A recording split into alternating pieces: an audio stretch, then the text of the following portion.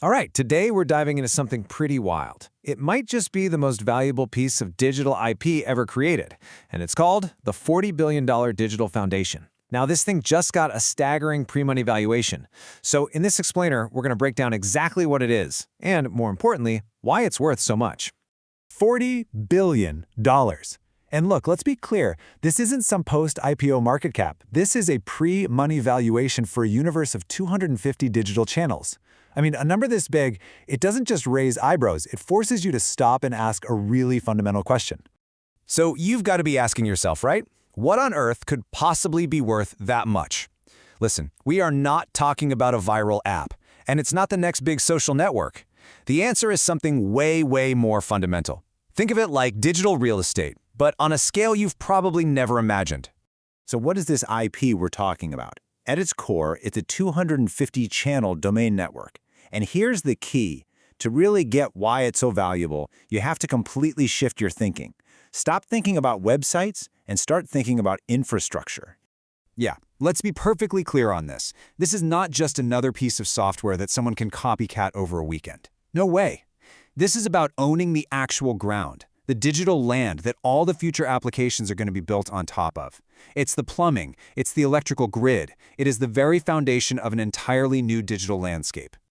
Okay, so the big question is why now? What's happening in the market that suddenly makes this kind of infrastructure so ridiculously valuable? Well, it comes down to a trend that people are starting to call the SaaS apocalypse. And trust me, it is changing everything we thought we knew about building a defensible business. So what does that actually mean? Here's the deal. The cost to build software is just cratering. It's heading towards zero. And when literally anyone can spin up a working app in an afternoon, what happens to the value of that app? Poof, it just evaporates. You're looking at a mass extinction event for any product that doesn't have a real, genuine moat built on data, a network, or, you guessed it, infrastructure.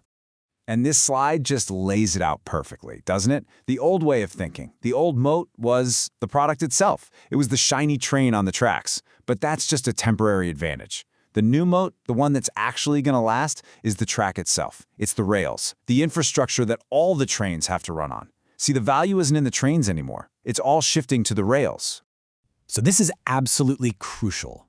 In the world we're all heading into, the winning strategy isn't about building yet another app. No, it's about becoming the infrastructure layer. It's all about owning the pipe, not just the water that happens to be flowing through it. And here's another way to think about it, a really fundamental difference. Look at traditional media companies. They're in a constant, brutal battle for your attention. And attention is momentary, it's fleeting. But infrastructure, it owns the flow, and that is permanent. Every AI query, every user search, if it needs to get from point A to point B on your network, it has to use your rails. It doesn't even have a choice. Think of it like this. Remember the old cable box? The cable companies didn't create the TV shows. They just owned the box, the thing that organized everything and delivered it to you. Well, this 250-channel network is the same idea, but for human intent. It becomes the trusted middleman between what a person wants and actually getting it. And you know who always gets paid? The intermediary. They always get to take a cut. Or hey, here's another one for you. Think about AT&T back in the day. They didn't care one bit what you were talking about on the phone. Business deals, gossip, totally irrelevant to them. Their value came from one simple fact, that the call was happening at all, and it was happening on their lines. That right there is the incredible power of owning the infrastructure. Okay, so this is where it all comes together.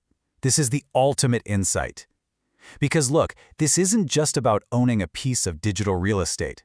It's about owning the map to that real estate. Ultimately, this is about owning human intent itself. And that leads us to this quote, which is maybe the most important idea in this entire explainer. You see, you're not just building a collection of individual destinations. You're building the entire namespace. You are creating this system of names, the digital grammar, like city.topic, that defines the landscape itself. So why is that such a game changer right now? Well, because we are moving into a world where AI agents are going to do the searching for us. And in that world, whoever owns the trusted, structured namespace, well, they literally own the routing table for human desire. You're not just answering a user's question anymore. You are defining the possible answers they can even get. You own the whole menu. Okay, I know what you're thinking. The $40 billion question, what stops Google or Meta from just building this themselves tomorrow? And the answer is fascinating. It isn't one single thing. It's the unique combination of all the different parts working together. It really comes down to 5 distinct layers, all working in concert. First, you have a trust filter, which is crucial for ensuring reliability in a world full of digital noise. Then there's an identity layer, which understands the user and their history.